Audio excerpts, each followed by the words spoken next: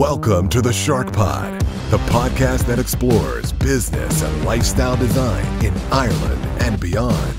And now, live from Greystone Studios, here are your hosts, Luke Curry and Mark Baker. What's up, SharkNation? It's here, Luke here with our guest for the week. I'm coming live from Greystone, as we were just talking about. We're still on Zoom. It's mid-April here. I know we were supposed to all be out of lockdown at the beginning, or at Easter, but we got another 3 weeks to contemplate indoors and just do our best to keep everybody safe and healthy and all that type of stuff. Today we've got one of the OGs of podcasting in Ireland, Graham Merrigan. Graham, I've never met you in person. I don't think I might have met you, but not directly. But the last time I saw you, you were crowd surfing across Damien Dempsey concert there in Vicar Street at Christmas. So that's what I was like. I must get that guy on the podcast.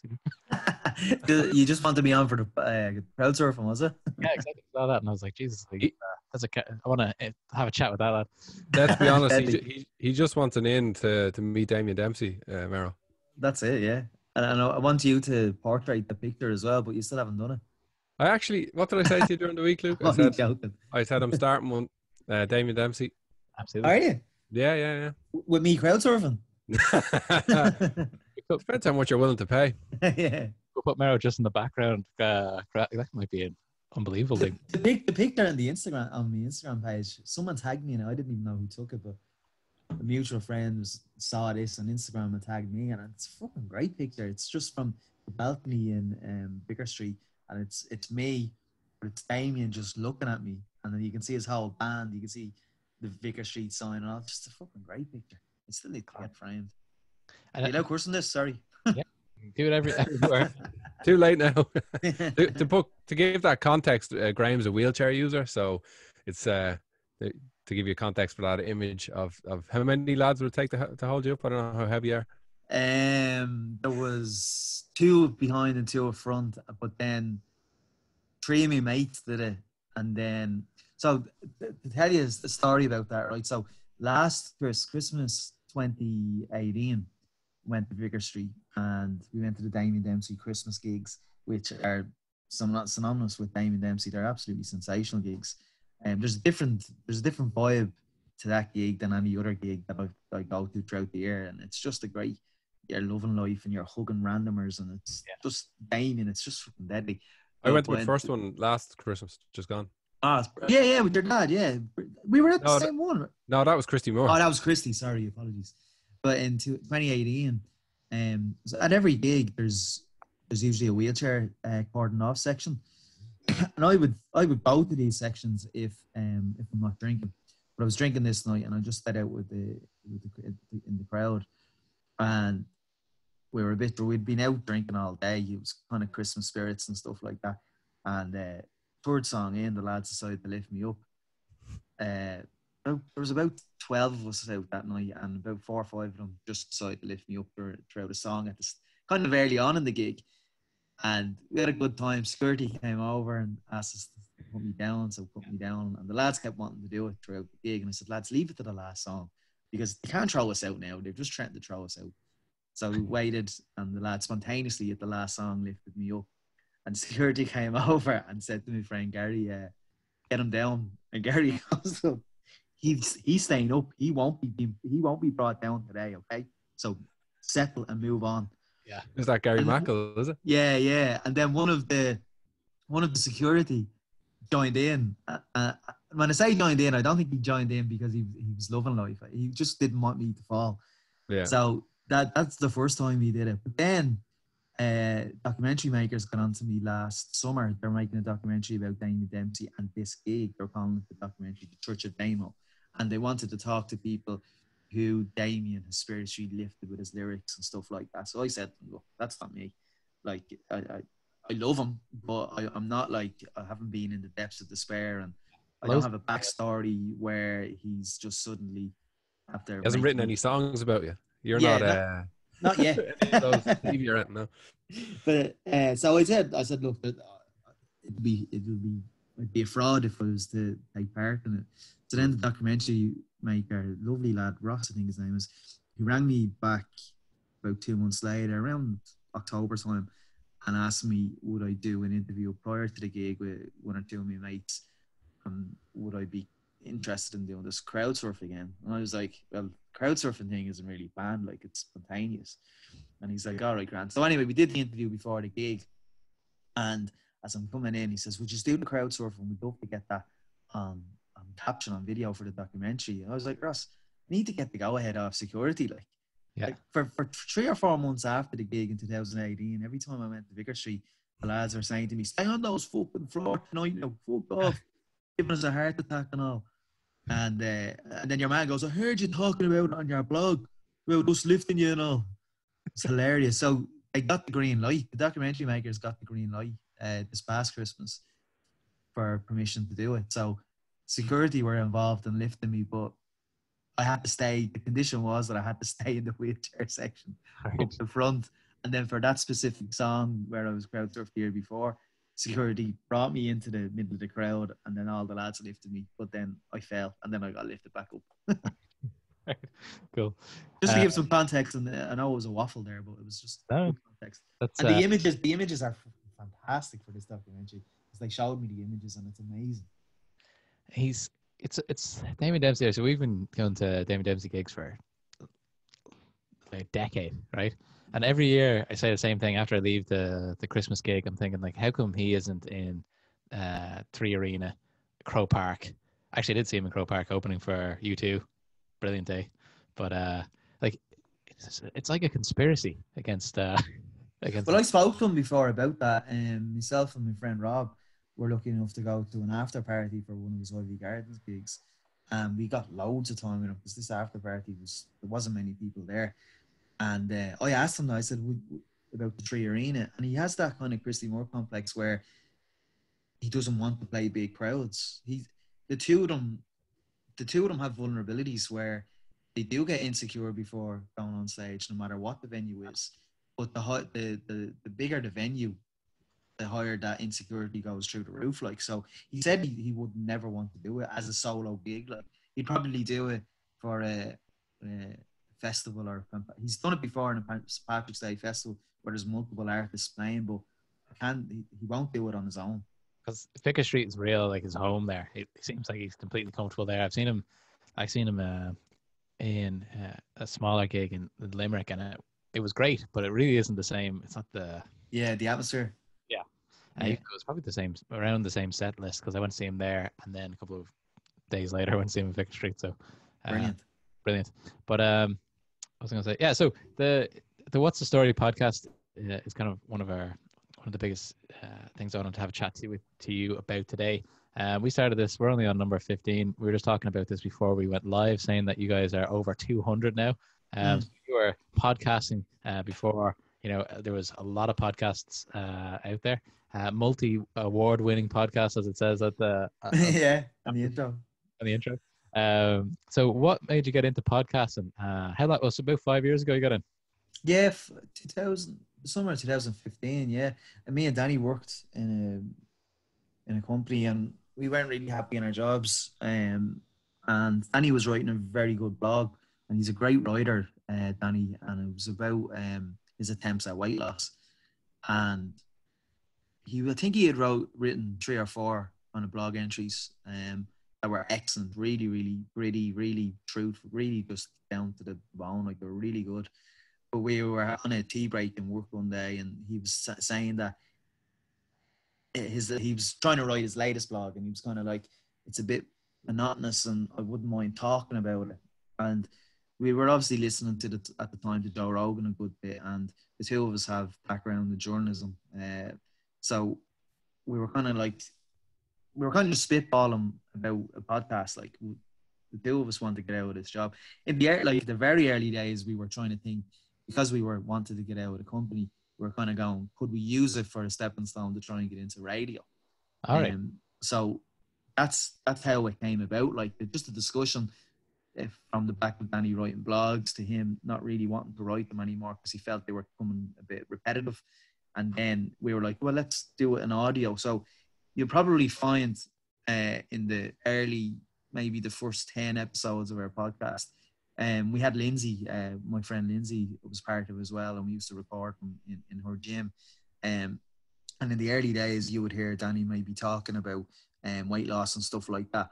And that was the start of it. But then all the people that we had on in the early days, we didn't expect to say yes. You know, we didn't know. We thought people would have been looking to be paid to go on podcasts, and like we were shocked that people were saying, yeah, we'll come on. So it kind of evolved and stopped talking about the kind of weight loss, and it was just went into a natural format of conversation over a pub and no structure. Just that's how it started, and it's just it got really popular. Like, and in the first 50 to 100, I'd say we were always mad about looking at the ratings in terms of where are we in the charts and stuff like that, but couldn't give really a shite at the moment anymore. Like we're doing it because it's our hobby.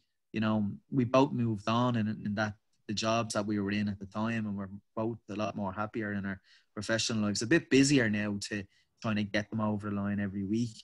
So we do them when we want to do them. I think we have that affordability now, just to say, right, this week, I know we didn't get anyone right, we'll concentrate on next week and get someone next week. We used to do, if a guest pulled out or we couldn't get a guest, we used to do them on our own and just have a conversation. But we don't usually do that anymore. We usually get our friend Gary Macalon, who's a bit of a cult hero with listeners, because he's very, very funny, very naturally funny, very deadpan, and he's very funny. Means everything he says. I'm kind of going, this lad's fucking bonkers. Like, he does deserve probably his own podcast or his own, like, you ever see, like, there's people involved in television writing and stuff like that did the natural progression of, maybe studied it in college and they're doing it now as a job. Like, he's missing, do you know what I mean? He's, because he didn't go through that pool, he's not going to be thought of in that light. But I really do think that he has a lot more to offer in terms of writing, or if he put his mind to it, like, because he's just absolutely hilarious. Did you know that before you brought him on? Because you obviously know him. Is he like that in a pub? Because he's very good. Like, yes. And I don't want to compare him to Carl Pilkington, because he's not coming across as silly or anything, but he is that coming across as that kind of way. Carl kind of Pilkington kind of came into those XFM shows, turned out being the funniest out of the lot of them when the other two guys were good. It's funny. It's the similarities there, but absolutely, again, like, but he's been like that since we were in school. Like, you know, just a cheeky, very funny. You know, yeah, I did. To answer your question, yeah, I did know 100%. Okay. At the same time, you don't want them on weekly. You like, you know, but number one, he's busy. He's a wife and 2 kids, and he has a house to run, and he's his own job. But he definitely, he's just hilarious. Like, him and Danny the other day on our WhatsApp group were going back and forth around. I took to Twitter with them because I thought it was they weren't meant to be funny. They were just going back and forth because Gary loves interior design, and there's an interior design app called Design Home, and you build up points or diamonds or whatever, and you get to design apartments. You're given a project to design someone's someone's apartment in Tokyo and in Chicago, and the lads are screenshotting their designs going back and forth. And Gary is going mad, one, because he discovered the app and he's jealous that Danny's doing the app, and then he's asking Danny, how did you get those interiors? I'm not even at that level yet. You must have had a cheat or something. And then they're going back and forth to give it out. And then I brought it to Twitter and all. Like, those deadpan situations, Gary is hilarious. Danny as well. Danny used to be a stand-up comic. Like, he was going around nationwide touring for years doing stand-up comedy as well. So they're like, it's just very funny. But it made sense then to do it, really. I suppose just on Gary, he has an irrational hatred for Dermot Bannon. I find that hilarious. I don't know. He rubs me the wrong way as well. I don't know. I think that the way he's condescending to the people. It's their house, like, you know what I mean? Yeah. And they're the ones footing the bill. I know it's for TV. He just be fighting with them, or, you know, arguing his points. And it would just be boring if it was just him going in and just doing what he's told. Like, I just stopped watching those shows. Like what's the show called again? A Room to Improve. Room to Improve. I watched it in the early days, Then you've got like, I remember watching telly or through the stations at RTE. Easily enough, maybe before Christmas, there was Room to Improve, there was Home of the Year, and there was another show about redesign of a home. Like, these are all fucking mansions. Yeah. And we've a fucking housing crisis. And I'm Yeah. sitting in my ma's fucking back garden in the bedroom watching a show that they're going over budget only by about 50,000. And I'm like, why am I watching this? Not really speaking to the people, is it? Not at all. Like three Home of the Year. And did you ever see some of the houses in those Home of the Year?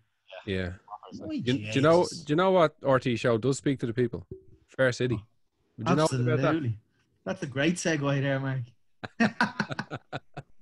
So tell us about your time on Fair City, Graham, Fair City. and how you changed. How I changed? What do you mean by that? The artist formerly known as Graham Merrigan calls himself Merrow now. And my stage name is Rocco. Thank you. Oh yeah, sorry, Rocco. And that sounds like a different kind of stage name, doesn't it? Rocco. Yeah. What do you mean? And like an adult movie name. That's you saying that. How did that all come about? Fair City came about. Me and my basketball coach, the two of us set up a wheelchair basketball club in the south side of Dublin, the Ballybrack Bulls. His job at the time as well, he was a sports development officer for the Irish Wheelchair Association, their sports section. We set up a club, and because Mark's role as well in his professional job, he would get at the time he would have got a lot of requests from media or from radio stations, whatever. They'd always seek some guidance on how to approach certain subject matters and stuff in terms around disability. So that's what happened. The RTE, we set up the club anyway. On the south side, we train Loughnstown Leisure Centre, and we play our matches in St. Lawrence College, and we're in the National League. So we set that up maybe 6-7 years ago, and then one day RTE got in touch and they said that a character storyline, the actor Steve Bunn, whose character's name is Dan, his character was going to become involved in an accident where the accident would leave him wheelchair bound. So they were asking Mark for advice. They're asking the association, can you point us in the right direction in terms of language, in terms of how real, everything, what words not to use, offensive stuff. So that was very good from them to do that instead of just going out willy-nilly and winging it. So Mark helped them in the development of the storyline. And then they did the storyline. And they took all of Mark's advice on board. In the storyline, they had him in the rehabilitation hospital, rehabbing. And then after about, there was a period of time of maybe 3 months of the story, kind of just sitting there, they came back to Mark and they said, right, we're at this stage with the character Dan. What happens now? Like, what's the natural progression after this step? So Mark says, well, look, my job, I'm a sports development officer. I would be out in the National Rehabilitation Hospital. And when the patients are coming through rehab, there's a certain point where they're then introduced to sport. So they'll be introduced to 5, 6, 7, 8 disability sports. And if they like one, they'll take up that sport and they'll join their local club close to them. And that's how it would evolve. So they were saying, okay, that sounds good. What's the most participated sport in disability sport in the country? So Mark's like, wheelchair basketball. And they're like, right. So they took away all the information. They came back to Mark. And they'd known me and Mark had set up a club. And throughout the process of it, for research, the actors that were involved, they came out to our training sessions and we put them in wheelchair basketball chairs. And they were getting a taste of it and they were playing it and stuff like that. So that's how it evolved. And then the story evolved. Like, they start saying, right, we want to get involved because they were going ahead with the story of Dan's character Dan getting involved in wheelchair basketball. They wanted a sense of realism with it, so they had the character Dan do training sessions, and then they wanted them to have a match. So it was like, oh, how are you getting on a wheelchair basketball, Dan? Yeah, it's great, I'll have a match next week. So they used us, Ballybrack Bulls, in it for a match, but they had a storyline involved. So throughout it, there was an introduction of a new Fair City character, Jessie Sheeran, her name is, and her character name was Sally. So Sally was a wheelchair basketball coach, but Dan and Sally had met in the previous years ago, so they were kind of reconnected, and he had a bit of a fancy for her. But they picked me as a character. He said we need a Roy Keane Fury type of player. And Mark's like, yeah, have the man, yeah, and my club captain, and the person I said at the club, he's great for the role. So she was I was her fiance in the scene. And hold on, he obviously had to ask you first. Would you be interested, or did he just know that your ego? Oh no, yeah, no, you'd be straight in. I'd say when he was being asked about this, I'd say he was laughing in his head, going, "This is for Graham," because all I ever done was tweeted about Fair City when I was watching it. Yeah, but I did the Irish Wheelchair Association for a time would always ring me to do media stuff and photo shoots and stuff like that. And I did an ad before. I can't remember. I think it was for Sky or maybe a referendum ad. But anyway, someone took a picture and tagged me on Facebook, and I shared it, and I said, being sarcastic, this is a year or two before the Fair City stuff. I said something along the lines of, "What next for me? Watch out, Parrickstown," which is the fictional town of Fair City. And I was completely tongue in cheek saying that. You know, completely didn't think 2 years later I'd become a character in Fair City. Like, you know, so they wanted a rivalry with me and Steve on court, and it was basically like he was fighting for the affection of Sally, who was married or engaged to me. Yeah. They didn't really play my only criticism, not even a criticism, just feedback. They didn't really portray that on court rivalry, because I was ramming him and all, and he was ramming me, and you know, they didn't really portray that. You wouldn't have known that was the idea of it if you were watching it. But that's how it all came about. But when you were going in, like, on your first day to record, like, did they give you any coaching to do acting, or did they just say, I'm a natural, be yourself? What? I'm a natural. They called on set. They called me One Take Graham because I only took one take. No, I didn't get any coaching. Well, I got advice. Like I got Dan, the character Dan, who's played by, or who's Steve Gunn. Me and Steve to this day are really close, and we became great friends from it. And I was only actually talking to him yesterday. He gave me a lot of advice, because before we actually filmed the scenes, he would have been with the club weekly for maybe three months before it, maybe 2 months before it. So he would have given a lot of advice, and he would have seen my personality and character. He wanted to see a lot of my personality come out in the actual character on set. But I was a bit overwhelmed by it. I was a bit kind of going, what's going on here? How did I end up here? Like, well, you know. So what I've always admired about you is you're kind of always enthusiastic about everything, and pretty much seem to say yes to most things. Like, would that be right? Like, all the different things, that look at the podcast, getting involved in the sport, setting up the basketball, you know, you seem to be pretty much willing to go for any kind of new challenge. Yeah. I do say no to things, though, definitely. But no, what have you said no to? I would have said no to, like, I'm a fucker for sometimes for, like, but I try to be for morally stuff. Like, you know, I had a publication wanting to do an interview with me before, and I said no because of the publication. Okay. So, you know. Well, that's a good thing. You know, yeah. You're sticking to your morals. I do say no sometimes, but I would probably say, you're right, I would probably say yes. Yeah. I'd definitely say yes to a lot more things.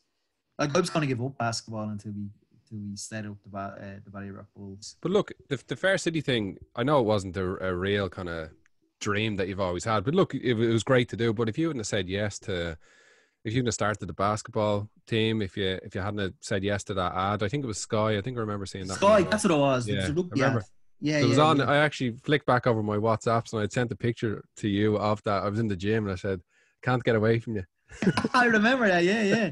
It was. That's exactly what it was. You're on the big screen. Yeah. But so see, I say yes for those things. I would rarely turn down an opportunity in media or an ad or stuff like that. And the reason being, it's not money or anything like that. it's not money at all.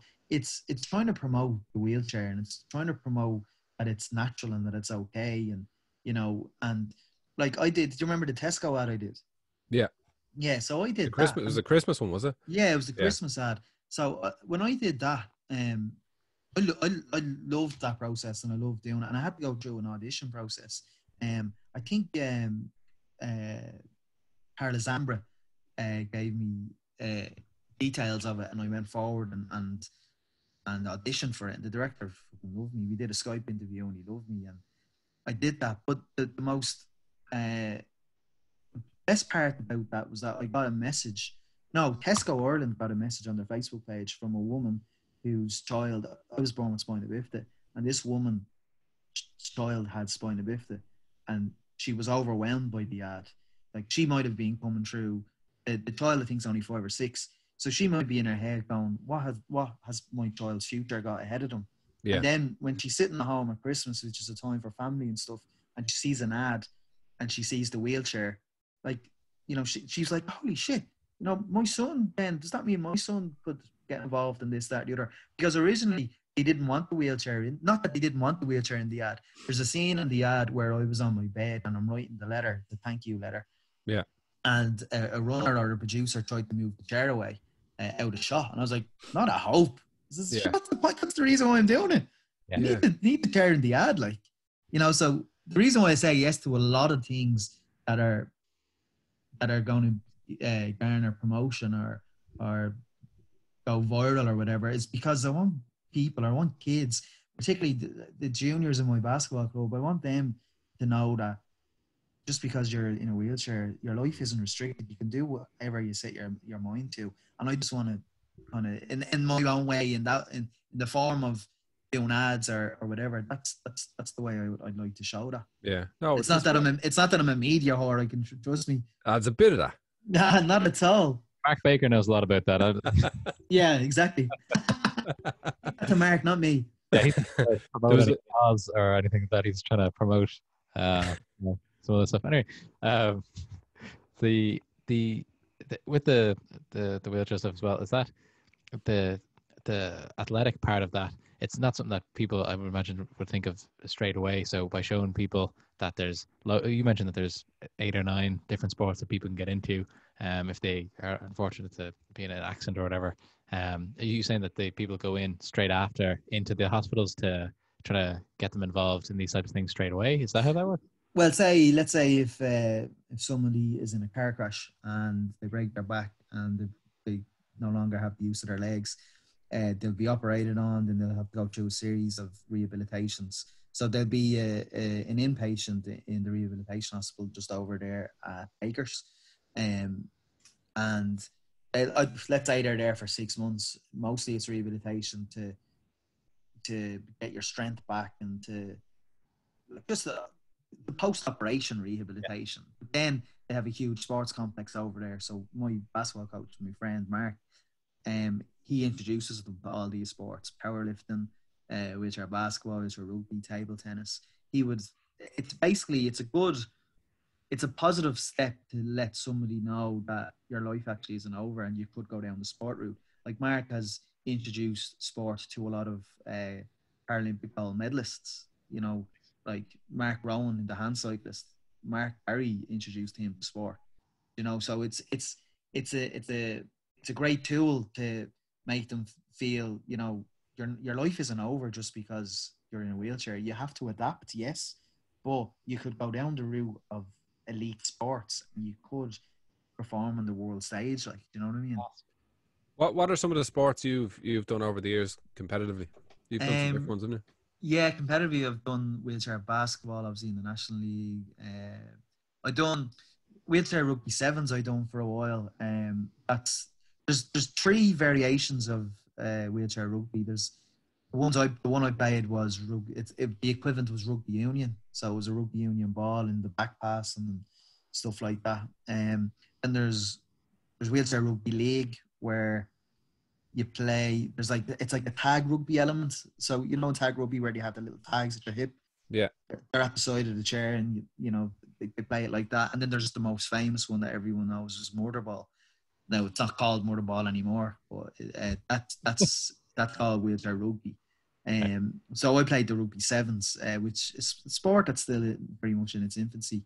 But a fella, Walter, his name was a French guy. He went around the Six Nations, and he told them he got sponsorship from a sports shop in France, the Decathlon, and he was basically saying, "I'm going to teach you how to play this sport." This is like February 2013. I'm going to teach you how to play the sport over the course of a weekend. I'm going to teach the coaches how to play the sport, the rules, and then in June we're going to have the inaugural Six Nations of France. So I was lucky enough to be on that team and win the inaugural Triple Crown, and I'm lucky enough to be Ireland's first wheelchair rugby sevens try scorer. Played that. We did powerlifting with the hope of trying to get to the Paralympic Games. I think I was trying to qualify for Rio.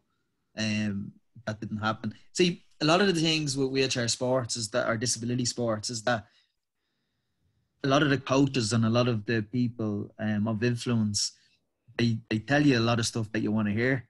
Like if they see that you have what's the word I'm looking for? If you have potential, if they see that you have potential in any discipline, they will tell you, "Oh my God, if you do this, that, and the other, you could get to the games." Yeah. So whether I had a real chance of doing it, getting there, I came at a bad time as well because I just set up the Bulls, and the coach at the time wanted me to give up basketball, and to me it just wasn't an option. Like I just set up the Bulls. I was bringing in young kids to play basketball, me and Mark, and it just wasn't an option at that time to give up basketball. So I was trying to do it part-time, and I went to a competition in England and stuff like that. But I didn't get there. I did wheelchair track racing as well, which is very tough, very, very tough. I just didn't really belong in individual sports, so I just concentrated on team sports. And the Ballybrack Bulls, is that just the catchment area for that? Is that just like in the borough, or is that the people come from kind of all over the place to play for? People come from all over the place. Yeah, it's Dublin. It's Southside team. So there's 10 national teams, and there's 2 teams from Dublin now, Northside and Southside. So we have players from Laois and players from Dundalk that train with us. But there's most of us are Southside. The majority of us are Southsiders.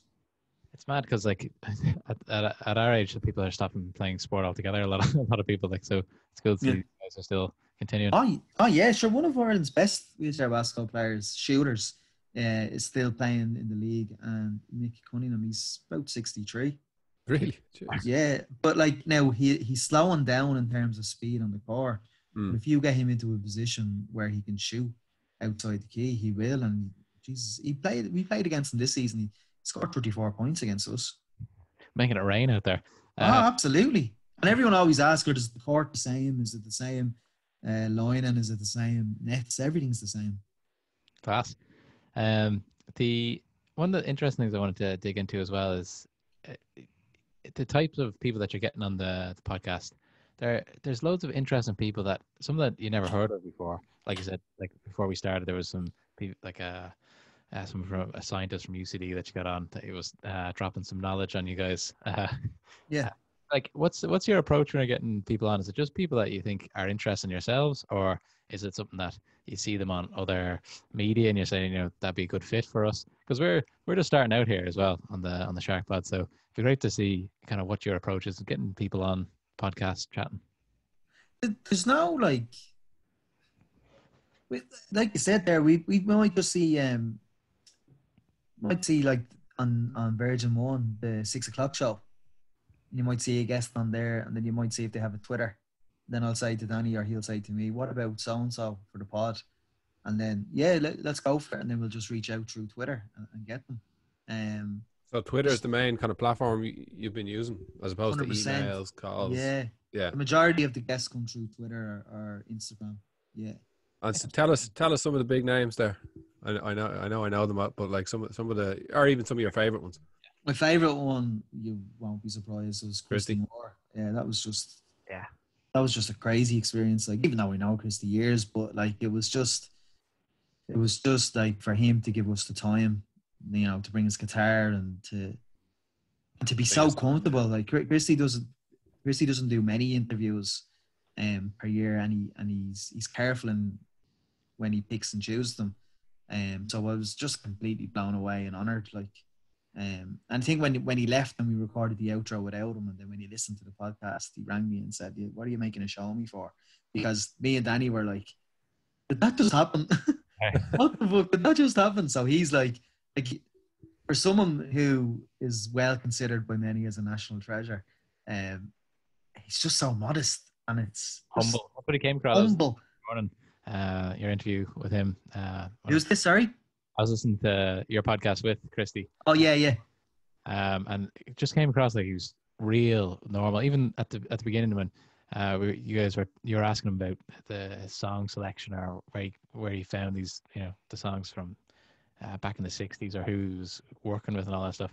And he was kind of referring to himself as not a songwriter, or, you know, he writes a bit of, like, you know, he's so modest. Weird. He's so modest. It's ridiculous. And you just have to go back to the time when Chris Martin from Coldplay invited him on stage at Oxygen. And I was there for that, yeah.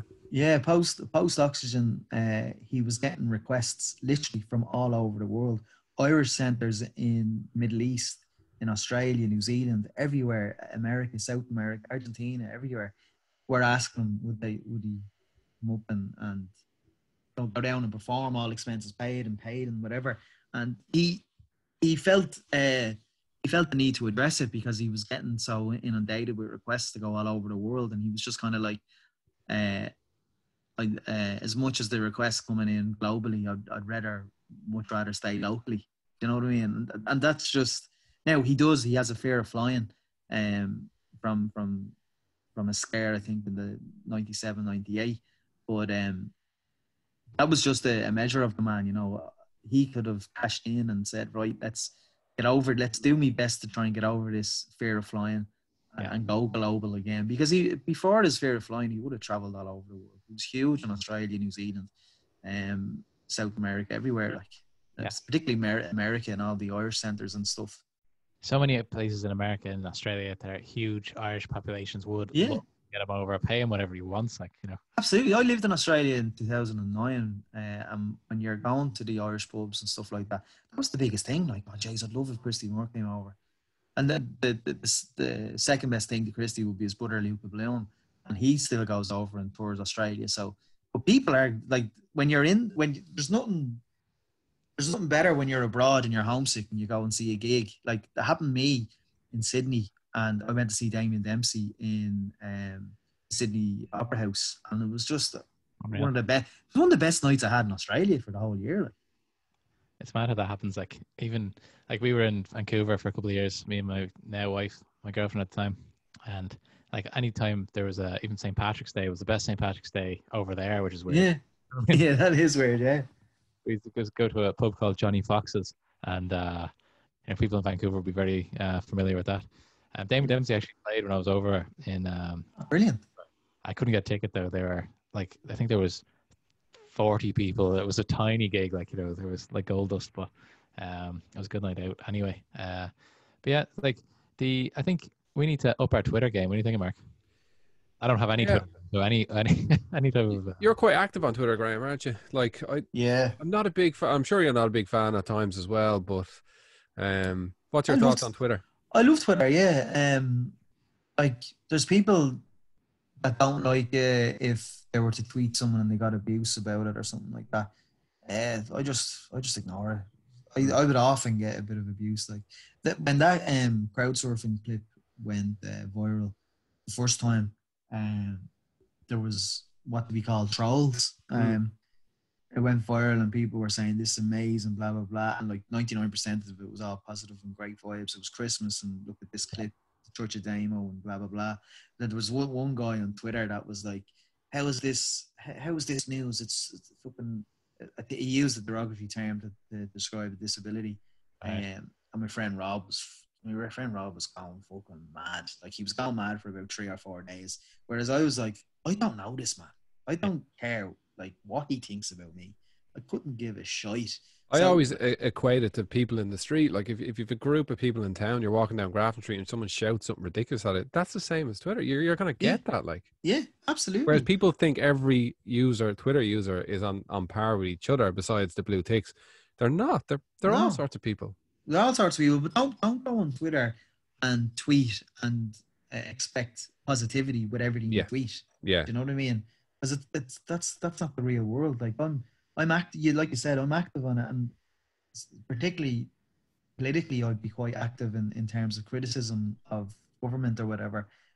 Like if I'm gonna tweet something about the government or about decision making, I'm not gonna get people responding in agreement. So you have to be know what you're on Twitter for. Like people are on Twitter to reconnect with people from years ago, and that's brilliant. But if you're out there, if you're not on private and you're tweeting stuff that can potentially trend, just be ready for the negativity. On Twitter, what's the kind of biggest thing you've done on Twitter? Is it the crisp challenge thing? That was brilliant. Yeah, but again, that was just us having a conversation on an episode, and then a listener tweeting us saying you should do it, and then we did it. Like we didn't expect, what was it, 750,000 votes or something like that. So tell us a bit more. What was it? A crisp World Cup? It was a crisp World Cup. So over the course of a few episodes, I think it was episodes where guests had pulled out last minute, and we were talking about crisp sandwiches and favorite crisps and favorite just from growing up or now or whatever. And then Danny just said, I think we're going to have a crisp World Cup, are we? And then we say a lot of things on air, we say it on air, but we never really do. But then next minute, Danny texts me, sends me a text of an Excel sheet of the draw and all. I was like, so this is happening. So it was all Danny. Danny did everything. Danny did the score and the tweets, the Excel sheets. You know, he did everything. So we did it kind of for people like voting for their favorite crisps, and then that would be the score. Is that how that would work? Or? Yeah. So Twitter allows you to have a poll system. So you can put 4 options. So we did rounds. We did like the group stages. I think we did at the start the preliminary round of what crisps. We think we put out a tweet, what crisps should be involved in the World Cup, and the reaction was crazy. So every crisp that was mentioned on the tweet thread, we put into the Danny put into the World Cup, and then we made group stages. And then next minute we're on fucking Today FM talking about the crisp World Cup, and RTE are covering it, and the crisp manufacturers are getting onto us, and it was just bizarre. Like then ever since then, it's like I think 98 or I think FM 104 did one, and they were definitely influenced by us. Yeah, I saw that. It was such a copy of it. Yeah, it was such a copy, and they didn't even acknowledge us. I wouldn't mind if we had him, that presenter as well, on the podcast before. He's a gentleman. He's a great comedian as well. But I was like, oh, mate, you could have given us a bleeding plug on your radio station. I think it was out Chippers, wasn't it? What? Did he do it on Chippers? Was it not crisps?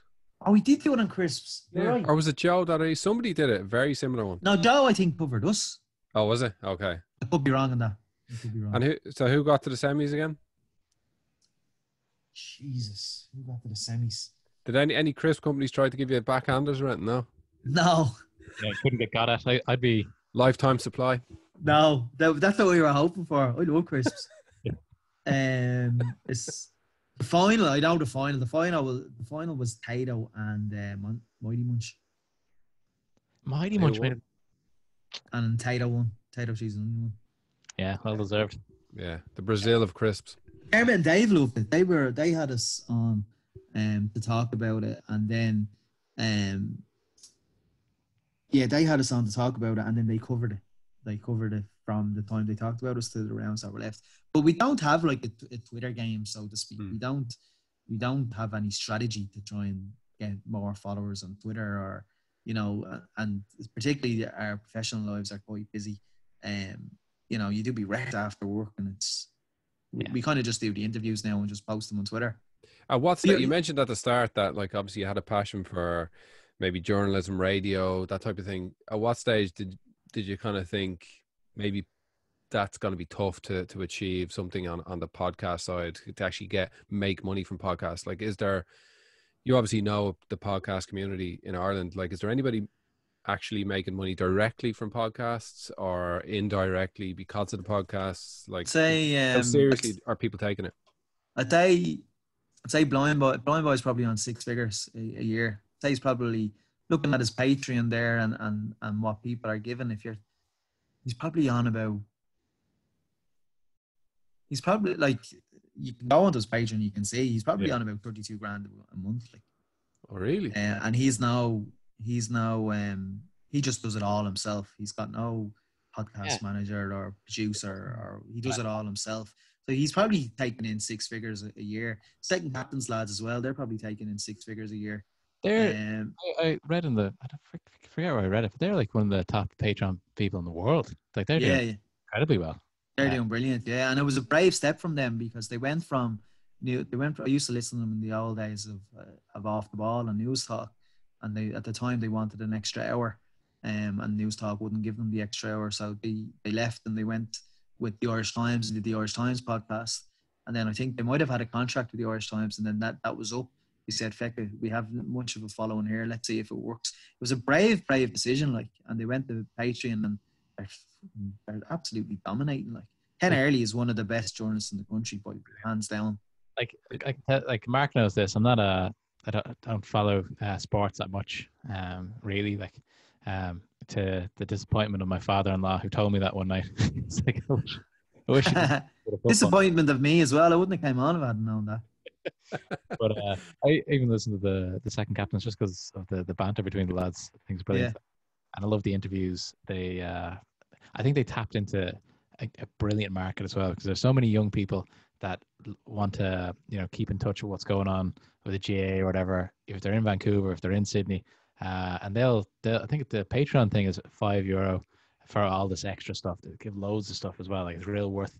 €5 nothing. It's a cup of coffee in some places, like, Yeah, well, see, Blind Boy doesn't have a set fee. He just says, give us the price. I think he did in the early stages, like, give us the price of a pint.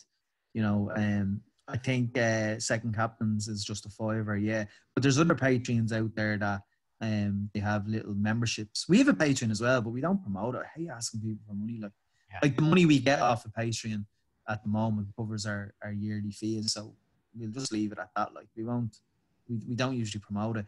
But some Patreons have membership kind of packages. So if you pay a $5, you get this. If you pay a $10, you get this. If you pay 15, you get this. Whereas Blind Boy, it's just like, give us a contribution. I'd say if you're working on figures of his Patreons versus an average of €5, chap's on a fortune. Yeah. Brilliant. But the second captains, they're really, really good journalists. You know what I mean? And now they have, and they've always done this. They do road shows and live shows, and get a big sponsor in. I think they had Cadbury's as a sponsor as well before, to kick off the start of the Premier League. So they're brilliant, and their live shows are brilliant as well. And they're good lads. Sometimes they cover too much rugby, and I log off. Yeah. I'm the same with it. If they get the guys on talking about hurling, I'm hitting the skip 30 seconds. Hitting the skip, yeah.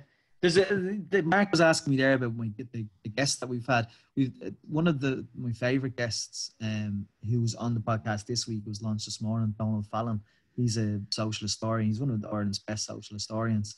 And he has his own podcast as well, called Three Castles Burning. And it's a history podcast. And it's only like 30 minutes an episode. It's just absolutely brilliant. Are you aware of Donald Fallon? No. It sounds familiar, but I don't know his stuff now.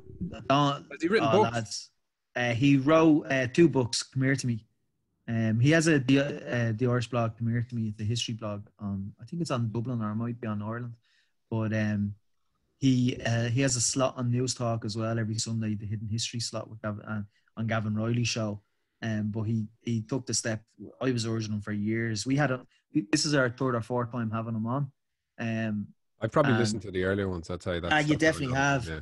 And I was urging him for years, because his voice is so easy to listen to, and his podcast as well. He has it set up. Now, he hasn't done this purposely. He just wants a 30-minute formatted podcast. But you're wanting more, like, all the time, because it's so good. Like, he did a podcast. His most recent podcast was about Guinness and the connections to Nigeria. Like, he's just brilliant. I think history is a great it's a great podcast, great format for history. I don't know what it is, because it's a storytelling or something like that. But Yeah. there's one by Finn Dwyer. He's a historian. I think it's called the Irish History Podcast. Brilliant podcast. Brilliant. I went to their live show in Sugar Club a couple years ago. Really? Yeah, he was brilliant. Oh no, it was Blind Boy's show, and he was a guest. He's just real kind of calm, taking you through everything in detail. I did a 14 podcast, or 14-part podcast on the famine. I was walking around. Katie was like, she's moping around. She knew I was listening to that podcast again. It's brilliant. He goes into, but also it's detailed, but he doesn't go too deep where it's boring. Like he moves through the narrative. I think he's really really great. Actually, like get him on the SharkPod one day, Mark. That might be interesting. Yeah, absolutely. But we another guest that we had on that, we were pinching ourselves as we were interviewing, was George Forman as well. That was mental. That was how did you get him? Just tweeted him. tweeted a picture of you making a toasted sandwich. Yeah, I'm pissing through this lockdown, to be honest. But we tweeted him. What happened there was, right, we tweeted him, and another Irish podcast saw that we tweeted him, and they got him first, but I'm convinced he got mixed up and thought it was us, because he didn't then come on to us for 2 or 3 months later, and we were like, yes, bastards, lads. You just have to capitalising on our tweet there, you know. Yeah. It was us. Just wait until we record it and then you get him. Yeah. And what was his? Because I'm always conscious, like, what's in it for them? What's in it for the guests? Look, it's great to chat, and if they like what we're doing, fair enough. But what's usually in it for the international guests? What do they think is in it for them? I don't know. Like, they probably think exposure to that country, because I think their tweet was, "Hey George, would you like to come on an Irish podcast and speak to your Irish fans?" And he was like, "Oh yes, I'd love to do that." You know, so if it's an international guest and they're quite popular, we will say, well, if I'm tweeting, I'll say, yeah, from the podcast Twitter handle, I will say, do you want to speak to your Irish fans, or your Irish public want to hear from you, or something like that. But like, I don't know what else is in it for them, though, to be honest. But George was so mad as well. To do, though, isn't it? Like, for them, like, especially if it's just audio, like. Absolutely. But like the American guests we had on, like George Forman and the professional wrestler Dimond Dallas Page and Dan Severin, they were just crazy podcasts. They were just kind of pinching ourselves, going like they were talking. Me and Danny are looking at each other, going, "What is going on here?" Like, George Forman was strictly 15 minutes. It was like 15 minutes, and if there was a sense of he was in character for 15 minutes. And then telling us 15 minutes are up. And then he's like, I better go to, because he's a pastor as well. He said, I better go to church now, guys. So thanks for everything. And then that was it. Never heard George again. DDP was nuts, because DDP was in contact with Danny for weeks after, because he wanted to help Danny with weight loss. You'll hear on the podcast as well, with that interview with DDP, he's asking Danny about his weight and stuff like that. And because on the lead up to DDP's podcast, you're asking there what's in it for them. On the lead up to DDP's podcast, he has just launched a yoga app, and they gave us access to the app for 2 weeks before. And I think they were like, "Oh, let's talk to this Irish multi-award winning podcast, and hopefully the app will get some subscribers in Ireland." So maybe that was a reason for him. But 3-4 weeks after that, he rang Danny on a Sunday to see how he was getting on with the app. Wow. After the interview. And Danny's like, DDP just rang me. Yeah. On a Sunday morning, like, DDP wake up on a Sunday morning thinking, I'm going to ring Danny Murray in Ballybrack in Dublin now. Yeah. And he's like, is this a fucking joke? He seems to, like, be helping people. That's what he's doing now, isn't it, with the yoga? And did he help Jake the Snake, the wrestler? Yeah, and Stahal and stuff like that. Yeah, I think there are some of these people that have made their money and they genuinely want to help people. Like, I don't think DDP is stuck for money. Do you ever think as well, like, some of these people that have already made it, or they're actors or something like that, they probably have a lot of spare time that they might want to have talk to somebody in a different country about their fans there. Be like, might be a bit weird to spend an hour with that. Like, Absolutely, yeah. That's it, isn't it? It's like a lot of the people that we've had on are great talkers, so they might think like that. Let's have a good chat with these two people. A lot of the time as well, we've because the podcast format, like if you've got structure to a podcast, it's not really a podcast. You know, podcasts are just about off the pub talk. You know, so Yeah. if we have, for example, Donald Fallon and his knowledge of history, we've had him on 4 times simply because we only do 50 minutes to an hour, and you don't have enough time. So we'd like to get him on to talk about another subject the next time. Or BJ Galler, 50 minutes with BJ is not enough because he's so hilarious. Oh, You don't it's have so to funny. ask. You don't have to ask him any questions. So you're kind of going. Goes off like on these hilarious. What's that? He just goes off in these monologues for 5 minutes while everyone else is laughing. Absolutely. Sure. What's the point of me and Danny being there? Like when he's hilarious. And PJ's so insecure about his talents. Like he hates going on stage as well. It's mad. He gets stage fright. Like RT did a documentary with him about his stage fright and his anxiety pre-gig. You think that all these people that are on stage all the time, they're just like superhumans with that. Absolutely. One of my favorite guests that you had on, you know, you think of all the big American stars you've had on, but David McWilliams I'm most impressed with. You got him on. We got Dave on. I was sick actually with the cold when Danny interviewed him on his own, but then we've done 2 live shows in 5 years, and he was a guest on our live show in the Workman's Club in town, and he's just so sound. He's brilliant. Dave's talents as an economist, like he predicts everything in advance, and our government never listened to him. I don't get it. Like he predicted the recession in 2008, probably in 2005 or 2006. I remember reading that book that he released then, and it was the Generation Game, I think. Yeah. Reading and then fucking shit myself. Then I'm like, this is all over. Like, that was in 2005 or something. I was like, sure. Dave has released a podcast now as well, which is great. But sorry, Mark, what was your question about Dave? Sorry. No, I was just wondering how you got him on. You answered it there, yeah. We tweeted him, and he gave us his personal email address, and he's done live shows for us, and he did want us to do something on his Docky Book Festival, but it fell through. But yeah, he's absolutely hilarious. Or not hilarious. He's he is funny as well. But his commentary at the moment on the lockdown, the coronavirus, and what's going on I think is playing quite an important role for people to just listen in. Usually, I suppose he was advising the government or trying to tell them that over the years, but now everybody's listening. He has a podcast. He's telling everyone. Maybe that will make decisions be made.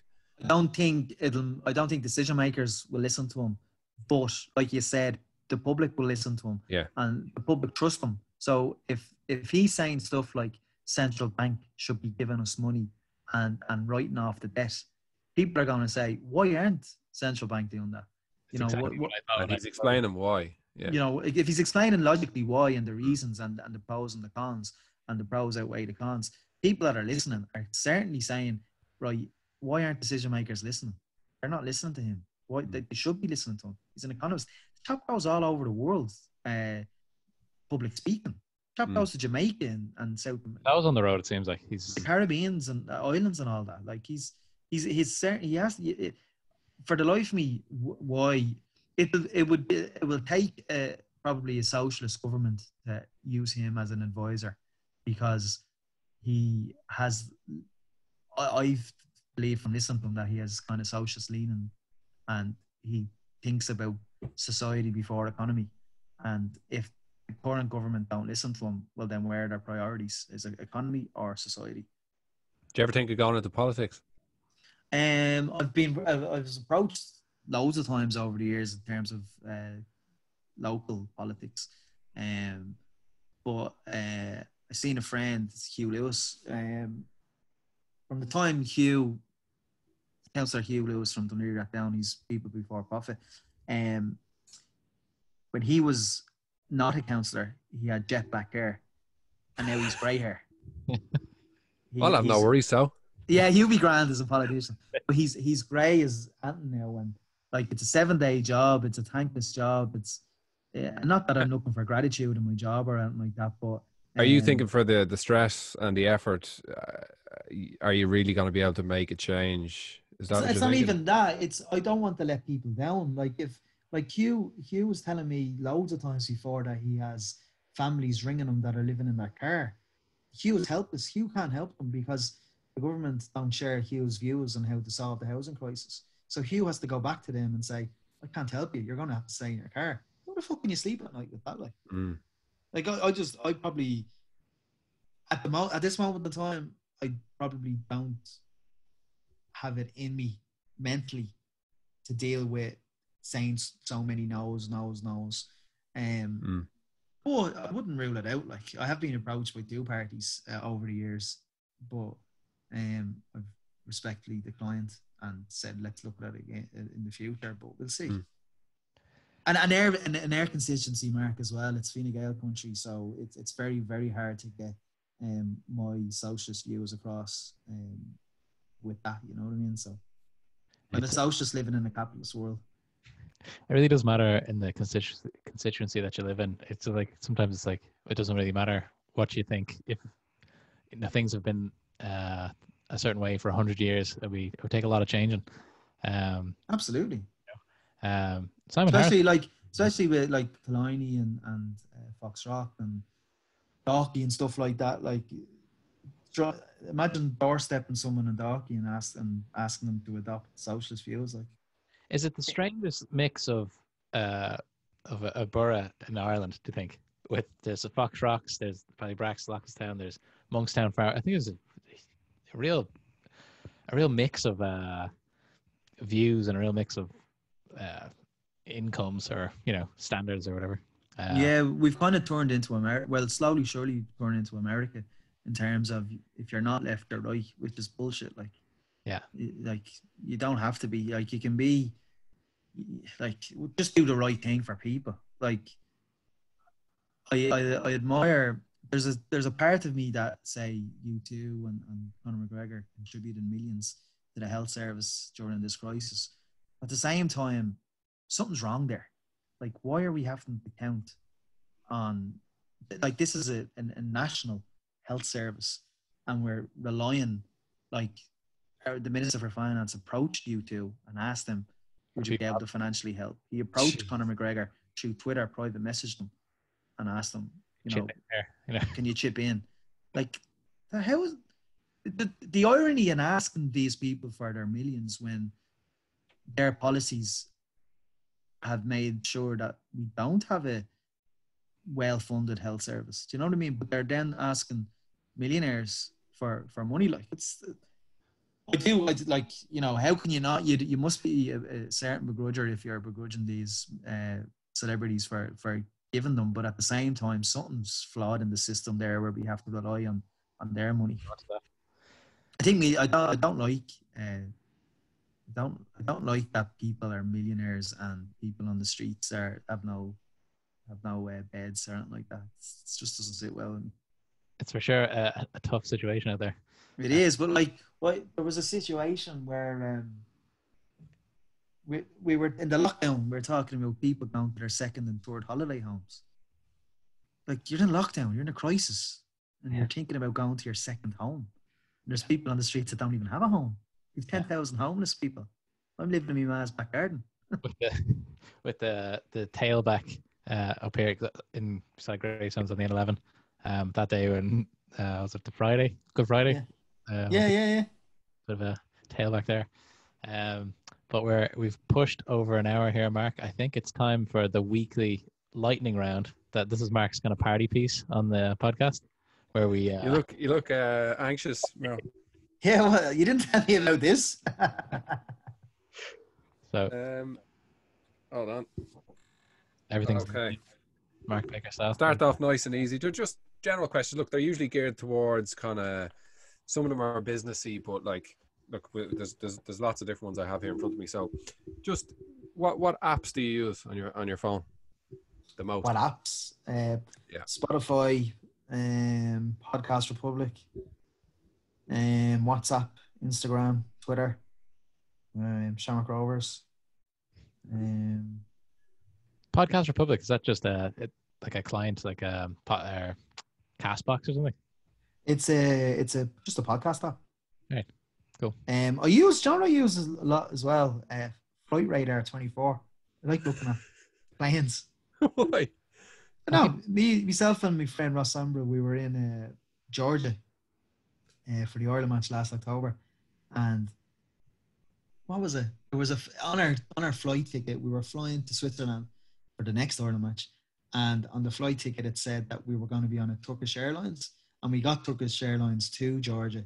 And I looked out at the plane and I had Georgian Airlines, and I was like, oh, this country is poor as fuck. I need to know what the history of this plane. I can be sometimes an anxious flyer, but sometimes I'm not an anxious flyer. Depends how much drink you've had. Yeah, probably. But I went on the Flight Radar to see the history of the plane we're about to go on, just to make me settled. So ever since then, I've had Flight Radar up, and it's brilliant. Like, you can, there we are over Lithuania, and you can pick. Can you see that? No. Yeah. Yeah. There's not that many. Yeah. No, not that many. But if you just pick a plane, it tells you if it's cargo or it tells you where it's going. So this one is flying over Warsaw and it's going to Hong Kong from London, and it's a DHL cargo plane. That's mad. Yeah. A fun fact, guys, I sold them their marketing software. They're one of my clients. Flight Radar? Flight Radar 24. No way. Do you use the app? I don't, but I've used I've seen like when we were doing the deal, we were looking at what they were selling and everything like that. It was brilliant. I wanted to ask them something, and it's not, I don't want to go into flat earth, but I wanted to say to these people, it is weird that there's, in these patches on your radar, there's no planes going over that seems to be the most direct way. Well, I didn't want to go into that, but it was my one opportunity to get some answers. This is the kind of thing I was saying that we edit out, Mero. Yeah. Are you a flat earther, Luke? No. I just open-minded. Just look into it. Just keep an open mind here. All right, Mark. What's your favorite social media and why? Favorite, probably, I don't know, it's always Twitter and Instagram. I think I like Instagram because there doesn't seem to be much rhetoric on Instagram, because it's photos and the people I follow is quite positive stuff, Twitter I like. Twitter I'm on daily. Like, I don't contribute daily, but I would certainly be reading stuff daily about League of Ireland, or just the group of friends that I have, see what they're up to. Like, Gary's always up to some mischief on Twitter. I always audit his Twitter timeline in case I miss something, because he's hilarious. Who would you love to get on the podcast? Gary Adams. Interesting. Brilliant. Tried Have you so tried? many times. Yeah. Have a line of contact with him, but it's just about getting it over the line. Because you could have I'd love to have a podcast with him, the official one, and then turn off the recording equipment and just talk to him for an hour. Then afterwards, like, that won't go out. Yeah. Well, but what happens when we have Paul Howard on? A lot of the better of the chat sometimes would be when we're not recording, like, because he was an award-winning journalist, and the stories he tells you about, because he was almost like he was a journalist. Like, he revealed that Michelle Smith was doping and stuff like that, and all the libel stories are hilarious from him. Yeah, we were just talking about that before you came on. The Russell Carroll Kelly books. I've never seen an outsider portray something so spot on before. Like, yeah, it's brilliant, isn't it? A working class man making his fortune off the upper class. It's something very sweet about that. He just, and what I think is the most entertaining thing is they kind of took that as their mantle then, or they bought it and made it. I think it affected them in a way that made it more like the books. Do you know what I mean? Like, he does his public speaking in Blackrock and Andrews College, and they think he's brilliant, and he's like, I'm taking the piss out of you guys, like. It's just such interesting. The irony's brilliant. He tells a very good story, doesn't he? Oh, he's an exceptional storyteller. Yeah, verbally, like, yeah. Exceptional. He loves Gary as well, Mark. The last episode was so funny. They were talking about remember I posted the picture of the Cornetto, the fella. Yeah. I was actually listening to that, and it nearly happened. Loves Gary. Does he? Yeah, they obviously know each other, do they? Only through our introductions. Oh, okay. Paul was a part of our first live show in Fitzpatrick's Castle, and Gary was our scorekeeper because we did a quiz with a lot of celebrities. Yeah. And Gary decided to dress up in drag. Yeah. Forest. So he had a microphone in the crowd, and he was contributing after every round with telling the scores and being so slapstick. And Paul loves that. You might have heard on the podcast when we have Gary on. Gary has a Jehovah's Witness that knocks to his door all the time. Yeah. And he records the conversations. He records the audio of the Jehovah's Witness. And Gary is completely slapstick taking the piss out of this man. And I forward it to Paul. Every time Gary does it, I forward it then WhatsApp it to Paul. And Paul says it makes Howard's day when he then forwards it on the family WhatsApp, and his father, Paul Howard's father, adores Gary's comedy. And it's not even supposed to be comedy. It's just Gary, like. And can you not put that on the podcast, the recordings? Huh? Absolutely not. Really? Okay. Absolutely not. Not a chance. Okay, look, I know you're a socialist in the most part, but have you ever had any business ideas that you wanted to do yourself? Business ideas? Geez, not that I can think of. I'm not saying I haven't, but I just can't recollect at the moment. Business ideas, like what do you mean? Like anything that's kind of come to you, even in the wheelchair space or the sports space, or even to do with, I don't know, League of Ireland, or anything you thought that there was a gap there for something in the market? The answer could be no, but no, I don't think so. I honestly don't think so. I probably had a conversation with friends and said, "Geez, wouldn't it be great if so-and-so you could do this, that, or the other?" But I've never thought of it as a business idea. Were you not trying to sell a lot of those masks recently? What masks? Good answer. What do you fear? Fear. Jesus, that's a deep question, isn't it? Yeah. Do you always get deep answers? Yeah. Well, sometimes it could be airplanes. It's airplanes. A lot of the times it's just one word answers. Like, yeah, some people know straight away. Yeah. Did I fear? Do I have a fear? Do you know Shay McLaughlin? Shay, yeah. He said he fears nothing. Yeah, that doesn't surprise me about Shay. I thought that makes sense.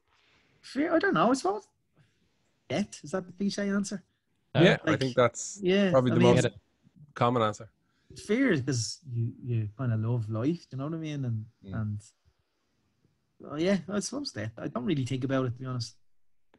Yeah, I had a poker player on as well, and he was saying, he came straight out. We're like, what do you fear? He's like, death. Next question. It was really? It was just brilliant. It was like, that's it. Like, he just obviously, that's what he was thinking about. But okay, if you could advise someone to learn one skill, what would it be? One skill.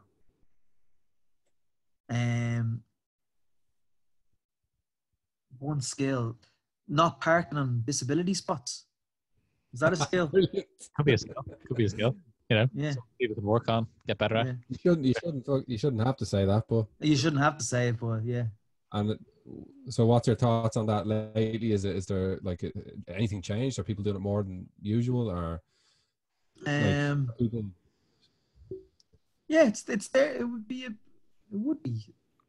It's always abused. Like every week, you'd see it. Yeah, and like because you see it so often, you have to be like, if I could be in the frame of mind where, right, I'm going to confront this person and see if I can make a difference.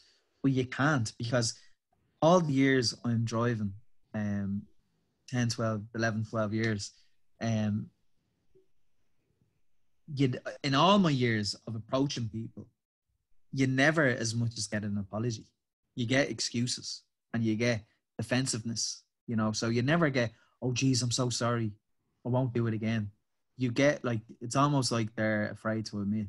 They're embarrassed that they've done it, and they're not embarrassed that they've done it. They're embarrassed that they got caught, and they don't have justification for it, so they don't apologize. They just like, fuck him, like, It's okay. It's just such an easy thing not to do, though. Isn't it? I don't understand. It's just pure laziness, though. It's people, because and I say unfortunately because I'm very fit and healthy, and I wouldn't give a shite where wheelchair parking spaces are in terms of their proximity to an entrance. Yeah. So a lot of them are, because that blue disability pass, old age pensioners are eligible for it, or people who have bad hips or bad legs. They just need their doctor to sign it, and they get it because they can obviously then park closer to the entrance. But if you had those wheelchair spots away from the entrance, you wouldn't find much abuse because people are too lazy. People say, "I'm just going to be 5 or 10 minutes. I'll park outside the entrance." You know what I mean? Yeah. Like a lot of the ones in Dunn's Corner Square, where I would go quite a lot, because it's very user friendly for disabilities, for people in wheelchairs.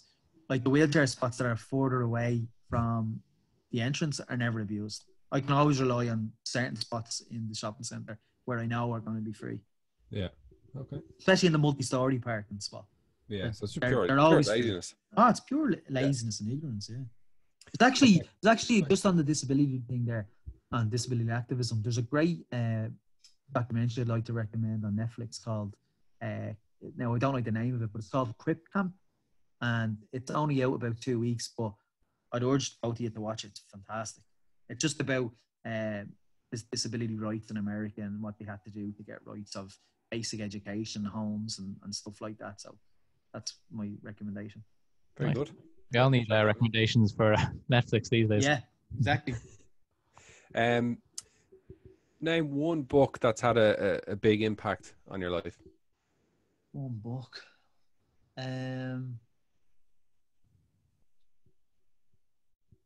Book. I'm not a big reader, but I've read loads of books.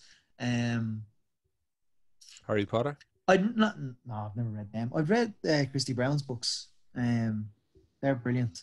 Okay, very good. They had a positive impact on me, yeah. Can't say what the positive impact was, but I enjoyed the process of reading them and finding out about him and his disability and his art and stuff like that. So yeah, I'll say him. Nice. Very good. I think that's it. That's plenty. Perfect. Lovely. Great stuff. Good answers. This was Nice one. such an interesting podcast. It was just felt like we were just old friends having an old chat, which is great. We're all still on lockdown here for another few weeks, so hopefully people listen to this, and if they can't be with their friends, maybe they'll just feel like it's just us sitting in their sitting room having a chat. I'd like to thank Graham Merrigan for coming on the podcast today. Thank you. Thanks for asking me. I know we had to we were doing this early, as Mero pointed out, for no good reason at all. Anyway, but I do appreciate you coming on the podcast, and hopefully we'll talk to you very soon. All right? No bother. Thanks, lads. Oh, thanks for having me.